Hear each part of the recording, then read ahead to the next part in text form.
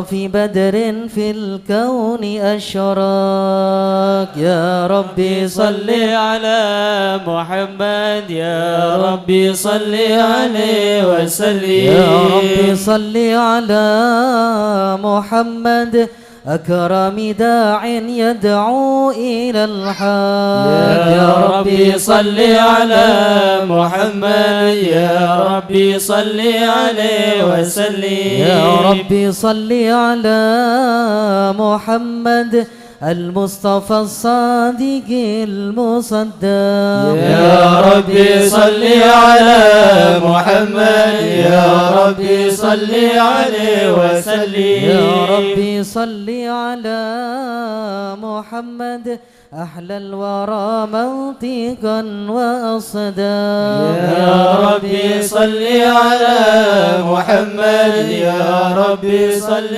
عليه وسلم يا ربي صل على محمد أفضل من بالتقى تحقق يا ربي صل على محمد يا ربي صل عليه وسلم يا ربي صل على محمد من بالسخاء والوفاء تخلق يا ربي صل على محمد يا ربي صل عليه وسلم يا ربي صل على محمد واجمع من الشمل ما تفرق يا ربي صل على محمد يا ربي صل عليه وسلم يا ربي صل على محمد واصله وسهل ما قد تعود يا ربي صل على محمد يا ربي صل عليه وسلم يا ربي صل على محمد وافتح من الخير كل مغلاق يا ربي صل على محمد يا ربي صل عليه وسلم يا ربي صل على محمد وآله ومن بالنبي تعلى يا ربي صل على محمد يا ربي صل عليه وسلم يا ربي صل على محمد وآله ومن للحبيب يعشى يا ربي صل على محمد يا ربي صل عليه وسلم يا ربي صل على محمد ومن بحبل النبي توثق يا ربي صل على محمد يا ربي صل عليه وسلم يا ربي صل على محمد يا ربي صل عليه وسلم يا ربي صل على محمد يا ربي صل عليه وسلم اللهم صل وسلم وبارك عليه. أعوذ بالله من الشيطان الرجيم. بسم الله الرحمن الرحيم. إنا فتحنا لك فتحا مبينا ليغفر لك الله ما تقدم من ذنبك وما تأخر ويتم نعمته عليك ويهديك صراطا مستقيما. صلى الله عليه. صدق الله نصرا عزيزا. صلى الله لقد عليه. جاءكم رسول من أنفسكم عزيز عليه ما عنتم حريص عليكم بالمؤمنين رؤوف رحيم. صلى الله فإن عليه. تولوا فقل حسبي الله حسبي الله لا إله إلا هو عليه توكلت وهو رب العرش العظيم صلى الله عليه. إن الله وملائكته يصلون على النبي يا أيها الذين آمنوا صلوا عليه وسلموا تسليما. اللهم صل وسلم وبارك عليه. السلام عليك زين الأنبياء.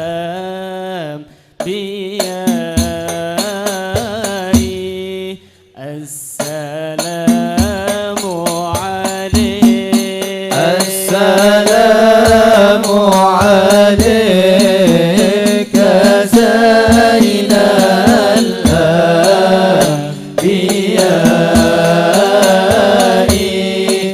السلام عليك.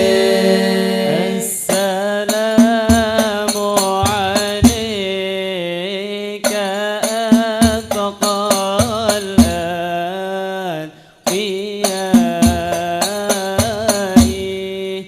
السلام عليك. السلام عليك زين الأنبياء.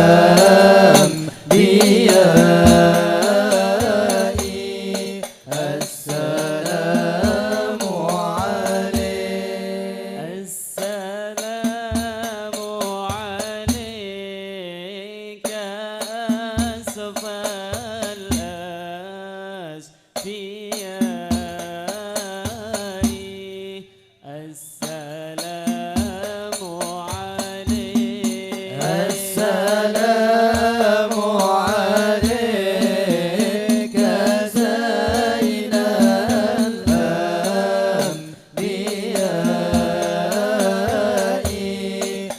السلام عليك. السلام عليك زين الأنبياء. السلام عليك أتقى الأتقياء. السلام عليك زين الأنبياء. السلام عليك أتقى الأتقياء. السلام عليك أزكى الأزكياء. السلام عليك من رب السماء. السلام عليك أزكى الأزكياء. السلام عليك من رب السماء. السلام عليك دام بلوك ضائي. السلام عليك. السلام عليك. السلام عليك زين الأنبياء. السلام عليك أتقى الأتقياء. السلام عليك طه يا طبيبي. السلام عليك يا مسكي وطيبي. السلام عليك طه يا طبيبي.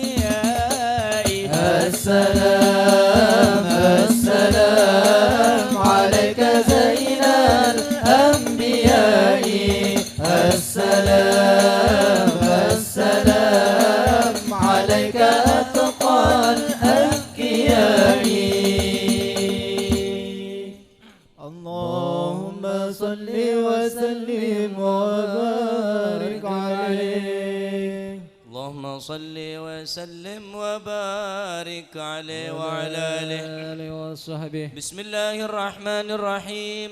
الحمد لله القوي سلطانه، الواضح برهانه، المبسوط في الوجود كرمه وإحسانه، صلى الله تعالى مجده وعظم شانه، خلق الخلق لحكمه وطوى عليها علمه، وبسط لهم من فائض المنة ما جرت به في أقداره القسمة، صلى الله عليه. فأرسل إليهم أشرف خلقه وأجل عبيده رحمة، تعلقت إرادته الأزلية بخلق هذا العبد المحبوب، فانتشرت آثار شرفه في عوالم الشهادة والغيوب، صلى الله عليه. فما جل هذا المن الذي تكرم به المنان، صلى الله عليه. وعظم هذا الفضل الذي برز من حضرة الإحسان، صورة كاملة ظهرت في هيكل محمود، صلى الله عليه. فتعطرت بوجودها كناف الوجود، وطرزت برد العوالم بطراز التكريم. اللهم صل وسلم أشرف الصلاة والتسليم على سيدنا ونبينا محمد الرؤوف الرحيم. اللهم صل وسلم وبارك عليه. اللهم صل وسلم وبارك عليه وعلى آله. تجلى الحق في عالم قدسه الواسع، تجليا قضى بانتشار فضله في القريب والشاسع، صلى الله عليه. وله الحمد الذي لا تنحصر أفراده بتعداد، ولا يمل تكراره بكثرة ترداد، حيث أبرز من عالم الإمكان صورة هذا الإنسان، صلى الله عليه. ليتشرف بوجود ثقلان وتنتشر أسراره في الأكوان، صلى الله عليه. من سر اتصل به قلب منيب إلا من سوابغ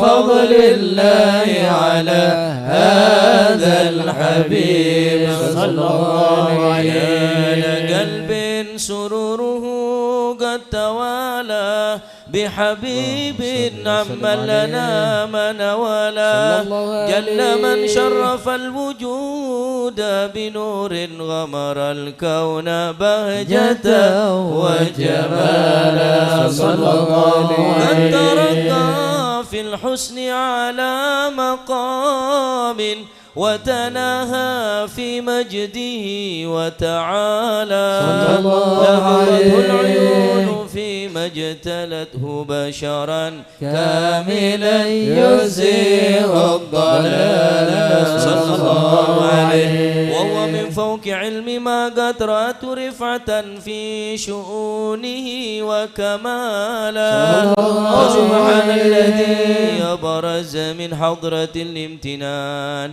ما يعجز عن وصفه اللسان، ويحار في تعقل معاني الجنان، صلى الله عليه. انتشر منه في عالم البطون والظهور ما ملأ الوجود الخلقي نور، فتبارك الله من إله كريم. بشرتنا آياته في الذكر الحكيم ببشارة، لقد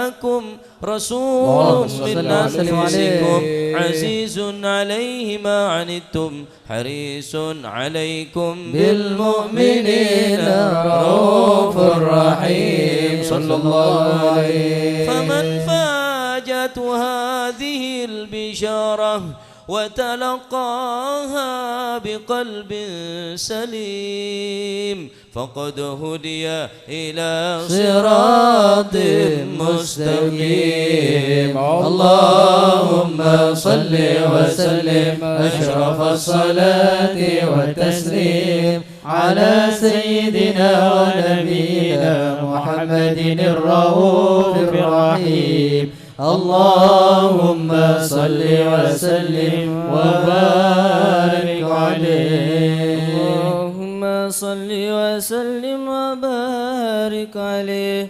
وأشهد أن لا إله إلا هو وحده لا شريك له شهادة تعرب بها اللسان أما تضمنه الجنان من التصديق بها والإذعان صلى الله عليه. بها في الصدور من الإيمان قواعد وطلوه على أهل اليقين من سر ذلك الإذعان والتصديق شواهد صلى الله عليه. وأشهد أن سيدنا محمد العبد الصادق في قوله وفعله صلى الله عليه. ما أمره بتبليغه لخلقه من فرده ونفله صلى الله عليه. عبد أرسله الله للعالمين بشيرا ونذيرا صلى الله عليه. فبلغ الرسالة وأدى الأمانة وهدى الله به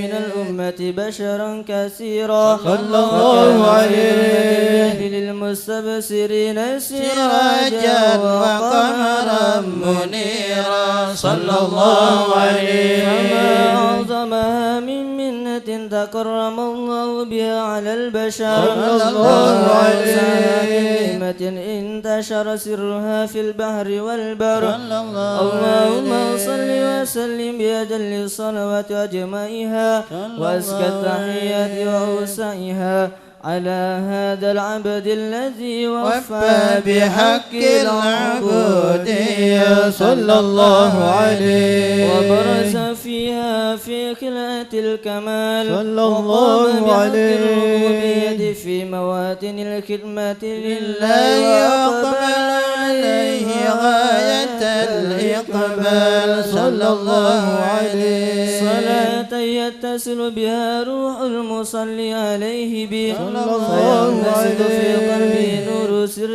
تعلقه به وحبه ويكتب بها بعناية الله في حسبه وعلى آله وصحبه الذين ارتقوا صهوة المجد بقربه صلى الله عليه. وتفيأوا ظلال الشرف الأصلي بوده وحبه ما أبطر الأكوان بنشر كرام نسيم. اللهم صل وسلم أشرف الصلاة والتسليم على سيدنا ونبينا محمد الرؤوف الرحيم. اللهم صل وسلم وبارك عليه. اللهم صل وسلم وبارك عليه وعلى صلى الله عليه.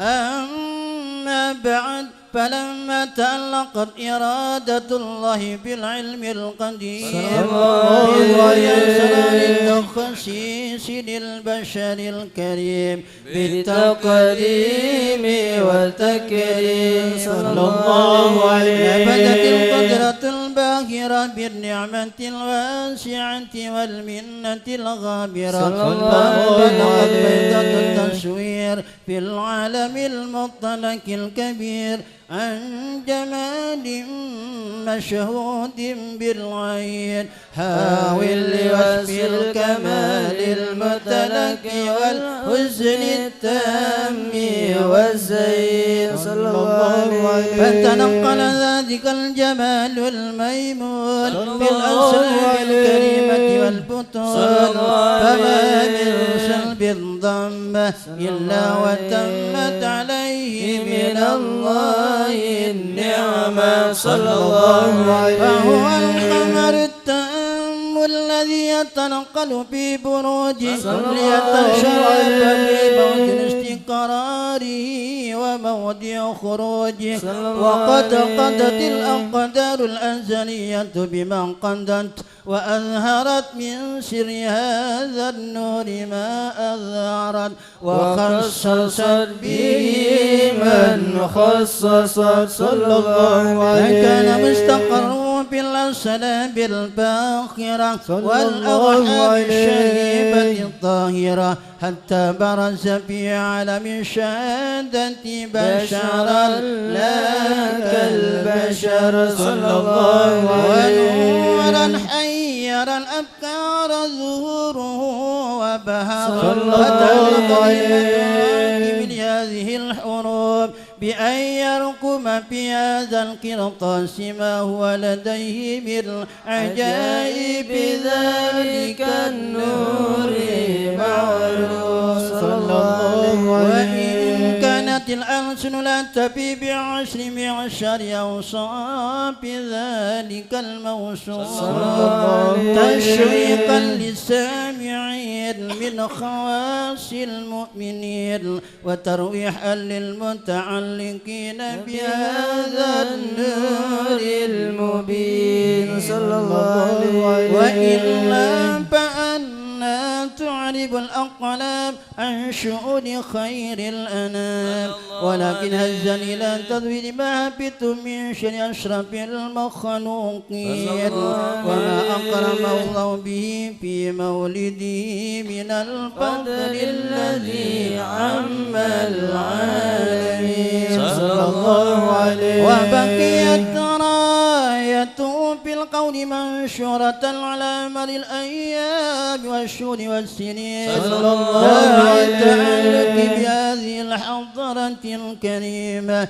ولاعج التشوق إلى سمع أوصافها العظيمة ولعل الله ينفع به المتكلم والسامع فيدخلني بشفاعة هذا النبي الشافع ويتروحان بروح ذلك النعيم اللهم صل وسلم أشرف الصلاة والتسليم على سيدنا ونبينا محمد الرؤوف الرحيم اللهم صل وسلم وبارك عليه بلاد هباها الله أمنا وكعبة بلاد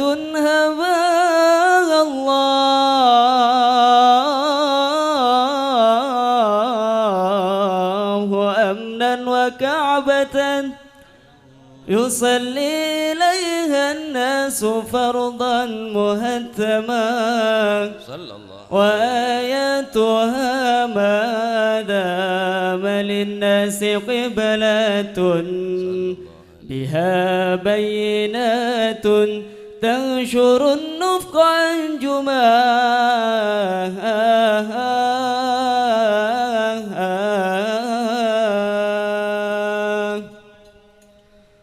طالما أشكو غرامي يا نور الوجود طالما أشكو غرامي يا نور الوجود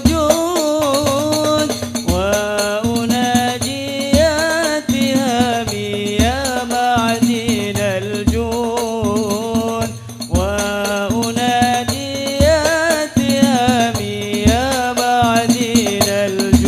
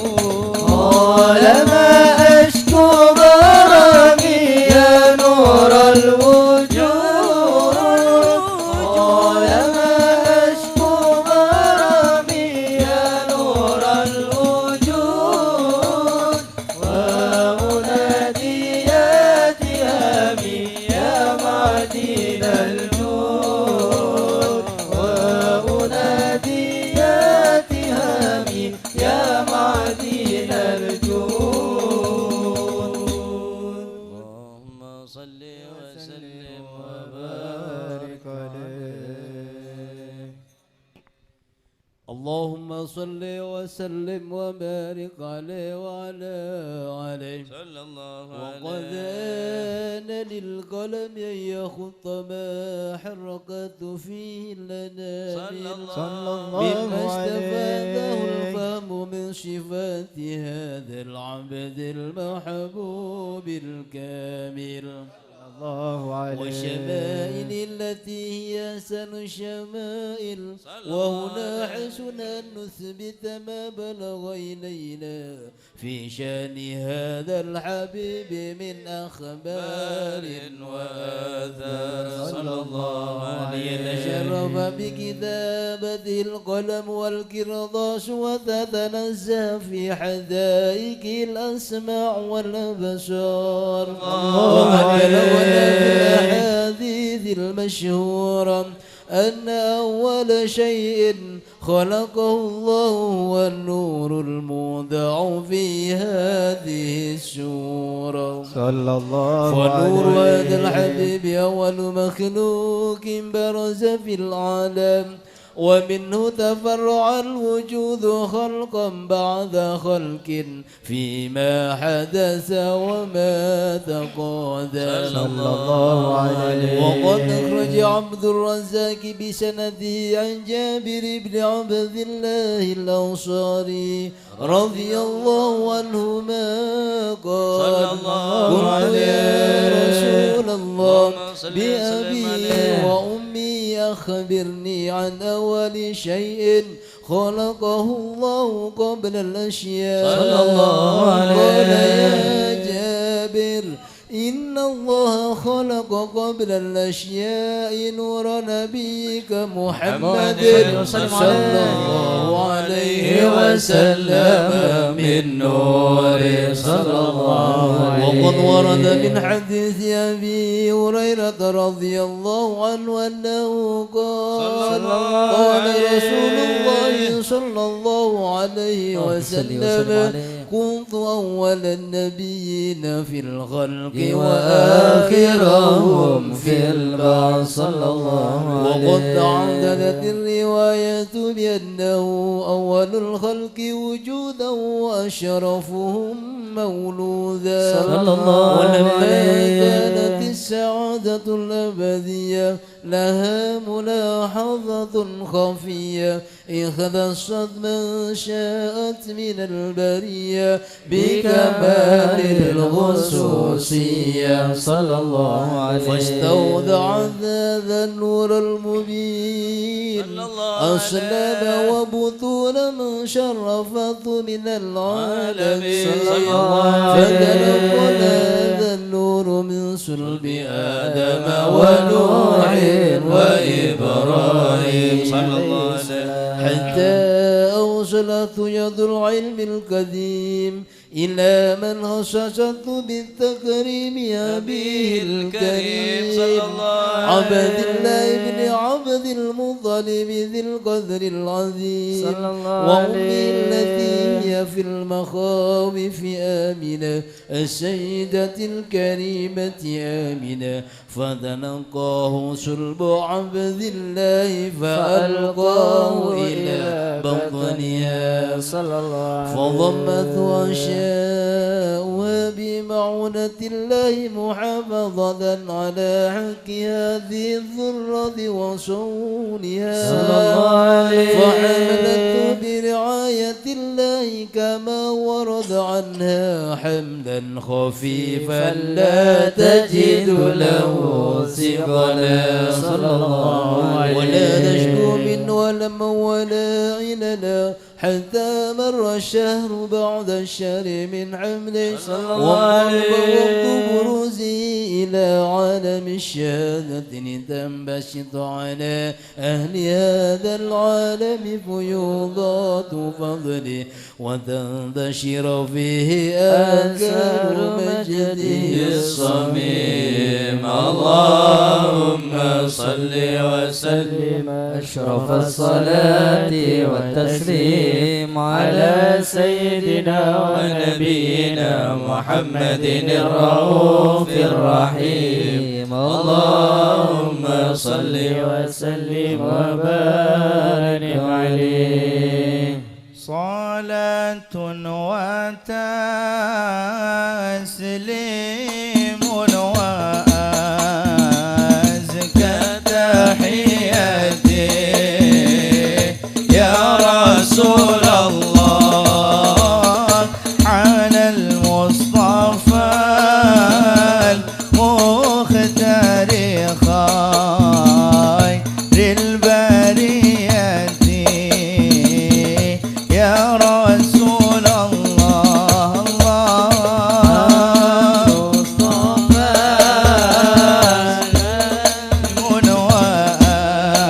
وأزكى تحياتي يا رسول الله على المصطفى مختار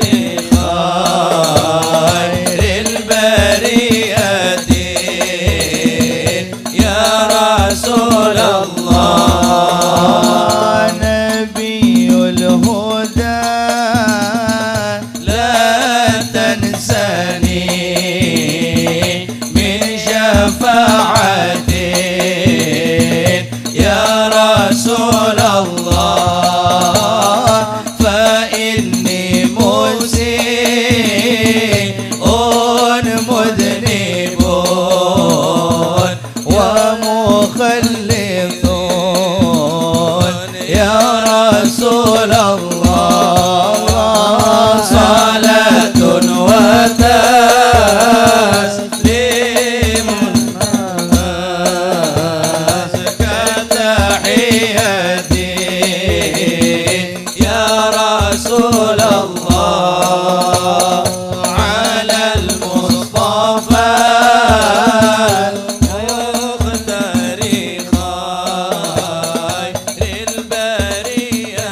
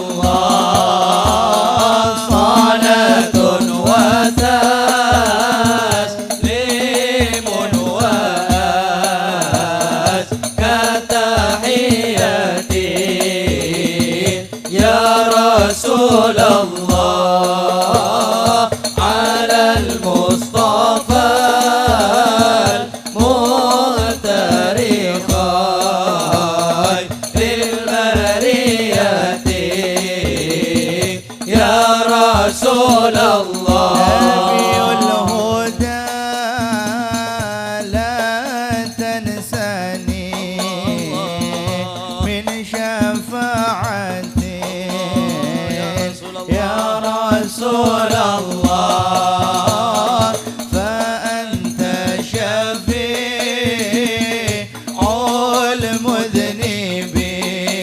المذنبين إلى المولى يا رسول الله صلاة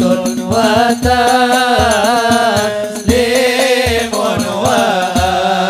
وأزكى تحياتي يا رسول الله على المصطفى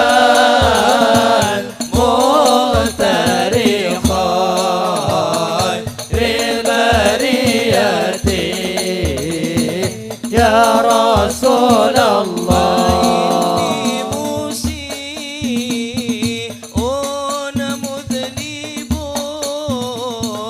ذو جرائر يا رسول الله فإني مسيء مذنب ذو جرائر يا رسول الله صلاة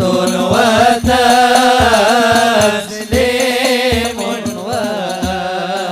وأزكى تحياتي يا رسول الله على المصطفى المختار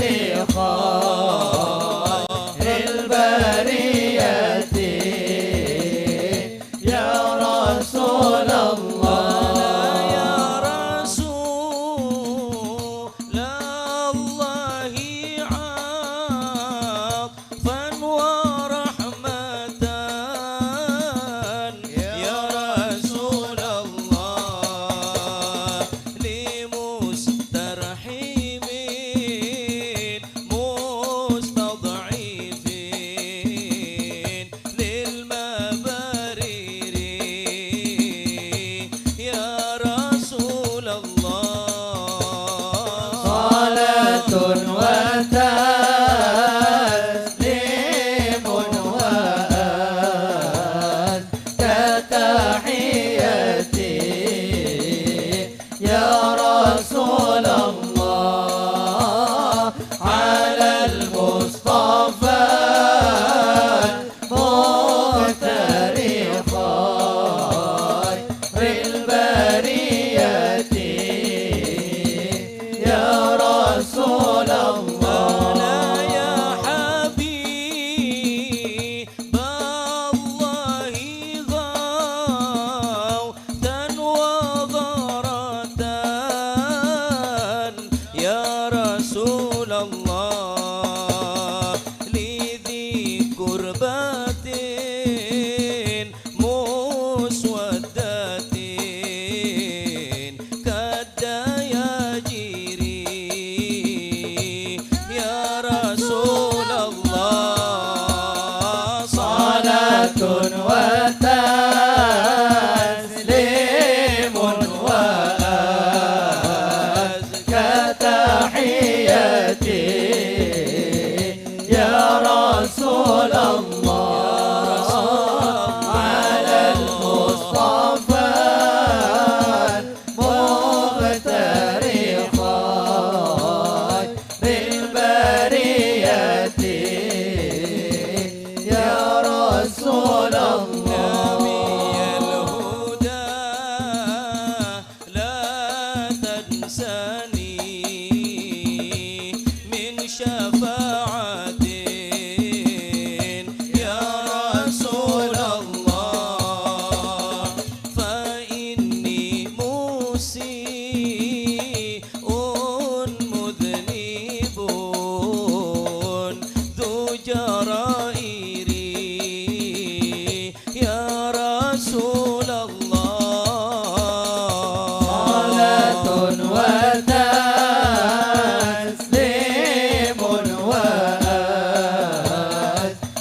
كتحياتي يا رسول الله على المصطفى المختار خير البرية يا رسول الله صل وسلم وبارك عليه وعلى آله.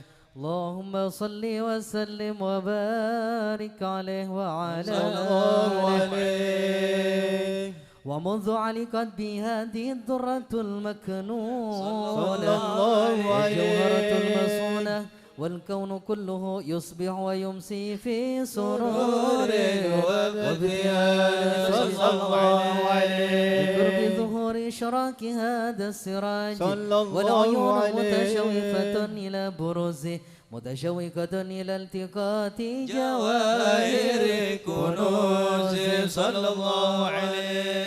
وكل ذابة لقريش نطقت بفصيح العبارة معلنة بكمال البشارة وما من حامل حملت في ذلك العام إلا أتت في حملها بغلام من بركات والسعادة هذا الإمام صلى الله عليه. ولم تزل الأرض والسماوات متضمخة بعطر الفرح بملاقاة أشرف البريات صلى الله عليه وبرزه من عالم الخفاء إلى عالم الظهور بعد تنكله في البطون والظهور فظهر الله في الوجود بهجة التكريم وبسط في العالم الكبير مائدة التشريف والتعظيم ببرز هذا البشر الكريم. اللهم صل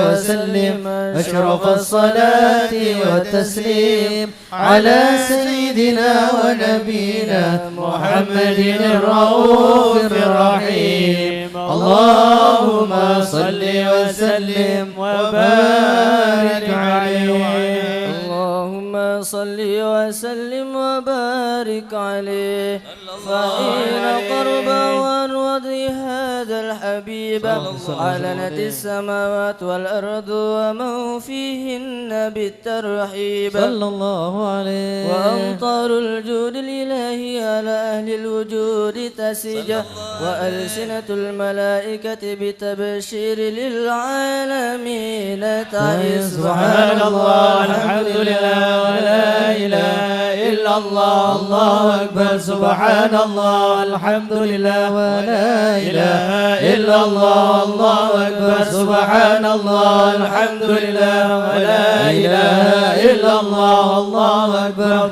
والقدرة كشفت كناء هذا المستور ليبرز نوره كاملا في عالم الظهور نورا فاق كل نور صلى الله عليه. وأنفذ الحق حكم على من أتم الله عليه النعمة من خواص الأمة أن يهدر عند وطئه أمة تأنيسا لجناب المسعود ومشاركة لها في هذا السمات الممدود صلى الله عليه. فحضر بتوفيق الله سيدة مريم وسيدة آسيا ومعهما من الحور العين من قسم الله له من شرف بالقسمة الوافية. فأتى الوقت الذي رتب الله على حضوره وجود هذا المولود فانفلق اسم الكمال من النور عن عمود وبرز الحامد المحمود مذينا لله بالتعظيم والسجود. صلى الله على محمد صلى الله عليه وسلم. صلى الله على محمد صلى الله عليه وسلم. اللهم صل على محمد ومولانا محمد. شيخ خشوع hadiraki Rasulullah nengaten BTB pakarong ka Kanjeng Nabi pahadir bakhusyuk أشرق الكون ابتهاجا بوجود المصطفى أحمد ولآل الكون أنس يا رسول الله وسرور قد تجدد يا نبي سلام عليك يا رسول سلام عليك يا حبيب سلام عليك يا رسول الله صلوات الله عليك فاضربوا يا أهل المثاني فهزلوا اليوم غرد واستضيئوا بجمال يا رسول الله فوق في الحسن تفرد يا نبي سلام عليك يا رسول سلام عليك يا حبيب سلام عليك يا رسول الله صلوات الله عليك ولنا البشرى بسعد مستمر ليس ينفد حيث أوتينا عطاء جمع الفخر المؤبد يا نبي سلام عليك يا رسول سلام عليك يا حبيب سلام عليك صلوات الله عليك فلربي كل حمد جل أن يحصره العاد إذ حبانا بوجود المصطفى الهادي محمد يا نبي سلام عليك يا رسول سلام عليك يا حبيب سلام عليك صلوات الله عليك يا رسول الله أهلا بك إنا بك نسعد وبجاهه يا إلهي جد وبلغ كل مقصد طلع البدر علينا من ثنيات الوداع وجب الشكر علينا ما دعا لله داع واهدنا نهج سبيلي كي به نسعد ونرشد ربي بلغنا بجاهه في جواره خير مكان طلع البدر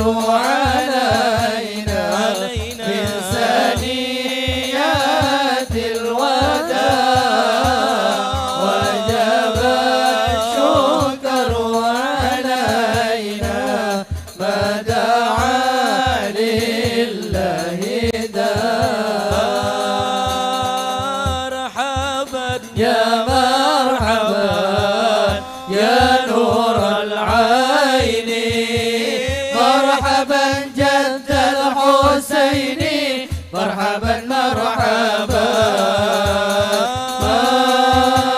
مرحبا يا مرحبا يا نور العين مرحبا جد الحسين مرحبا مرحبا صلاة الله تغشى الرسل محمد وسلام مستمر كل حين يتجدد يا نبي سلام عليك يا رسول سلام عليك يا حبيب سلام عليك صلوات الله عليك. اللهم صل على محمد.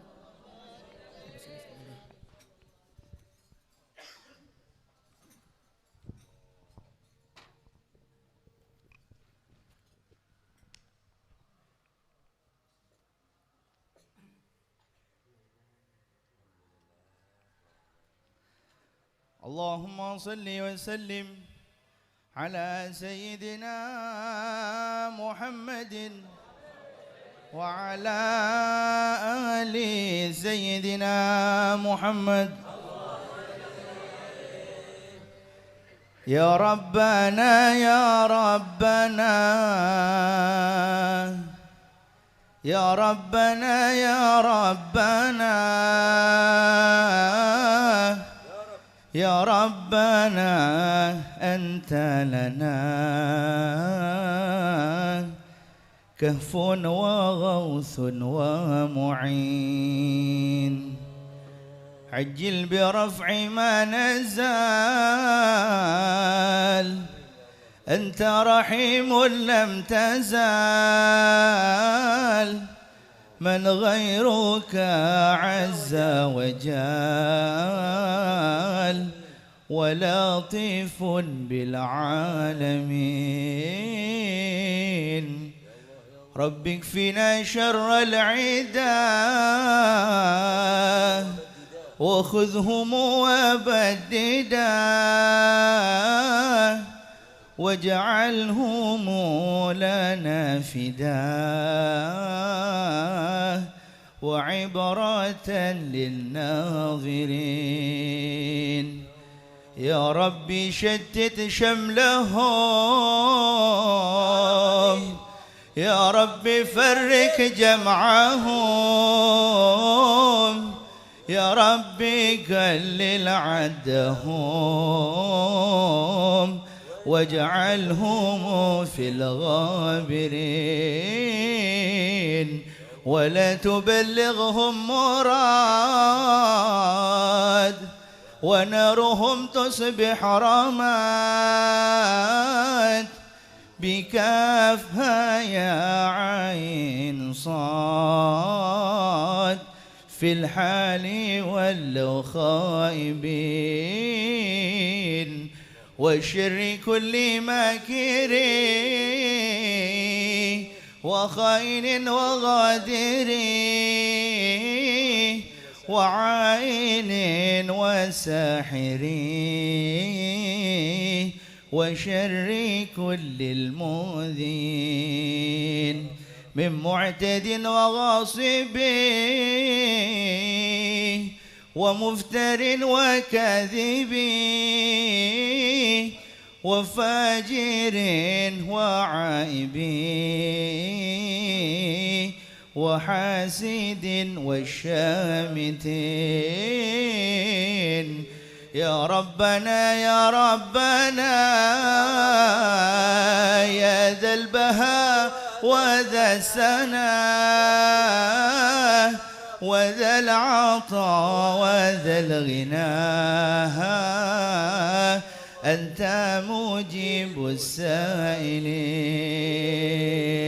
يسر لنا أمورنا واشرح لنا صدورنا واستر لنا عيوبنا فأنت بالستر جميل واغفر لنا ذنوبنا وكل ذنب عندنا وامنن بتوبة لنا أنت حبيب التائبين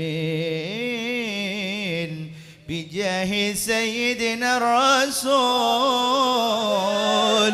والحسنين والبتول والمرتضى بالفحول وجاه جبريل الأمين ثم الصلاة والسلام على النبي خير الأنام وآله الغر الكرام وصحبه والتابعين والحمد لله رب العالمين.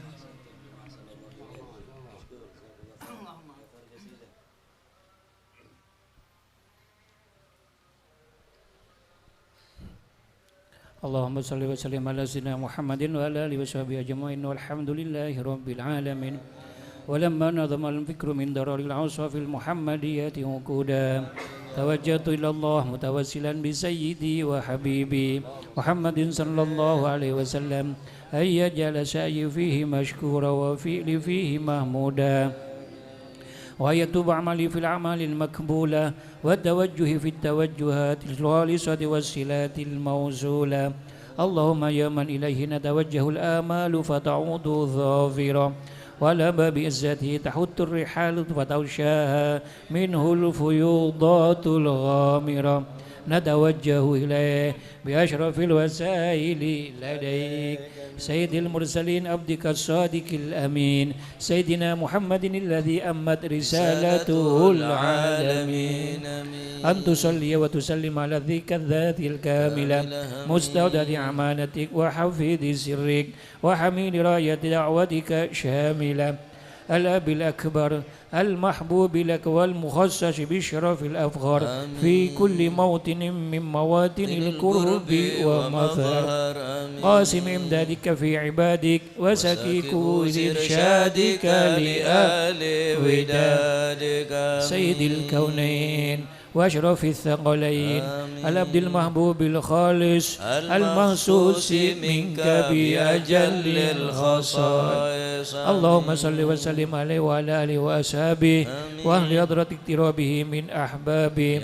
اللهم إنا نقدم إليك جهاد النبي الكريم ونتوسل إليك بشرف مقامه العظيم أن تلاحظنا في حركاتنا وسكناتنا بعين عنايتك وأن تحفظنا في جميع أدوارنا وتقلبتنا في جميع رعايتك وحسن وقايتك وأن تبلغنا من شرف القرب إليك وإلى هذا الحبيب غاية آمالنا وتتقبل منا ما تحركنا فيه من نياتنا وأعمالنا وتجعلنا في حضرة هذا الحبيب من الحاضرين وفي طرائق اتباعه من السالكين ولحقك وحقه من المؤدين ولأهدك من الحافظين. اللهم إنا نلمعنا في رحمتك الخاصة فلا تغرمنا وظنونا جميلة هي وسيلتنا إليك فلا تخيبنا. آمنا بك وبرسولك وما جاء به من الدين وتوجهنا به إليك مستشفعين أن تقابل المذنب بالغفران والمسيء بالإحسان والسائل بما سال والمؤمن بما أمل وأن تجعلنا ممن نصر هذا الحبيب ووزره ووله وظاهره وعم ببركته وشرف وجهته أولادنا ووالدينا وأهل قدرنا ووادينا وجميع المسلمين والمسلمات والمؤمنين والمؤمنات في جميع الجهات وأدم راية الدين القويم في جميع الأقطار المنشورة ومع الإسلام والإيمان بأهلها معمورة معنى وسورة واكشف اللهم كربة المكروبين واقضي بين المدينين واغفر للمذنبين وتقبل توبة التائبين وانشر رحمتك على عبادك المؤمنين أجمعين واغفر شر المعتدين والظالمين وابسط الأدل بولاد الحق في جميع النواهي والأقطار وأيدهم بتأييد من عندك ونصر على المعاندين من المنافقين والكفار واجعلنا يا رب في الحسن الحسين من جميع البلايا واجعلنا يا رب في الحسن الحسين من جميع البلايا واجعلنا يا رب في الحسن الحسين من جميع البلايا وفي الحسن المكين من الذنوب والخطايا وادمنا في الأمل بطاعتك والصدق في خدمتك قائمين وإذا توفيتنا فتوفنا مسلمين مؤمنين واختم لنا منك بخير أجمعين وصل وسلم على هذا الحبيب المحبوب للأجسام والأرواح والقلوب وعلى آله وصحبه ومن إليه منسوب وآخر دعوانا الحمد لله رب العالمين سبحان ربك رب العزة عما يصفون وسلام على المرسلين والحمد لله رب العالمين بسر الفاتحة.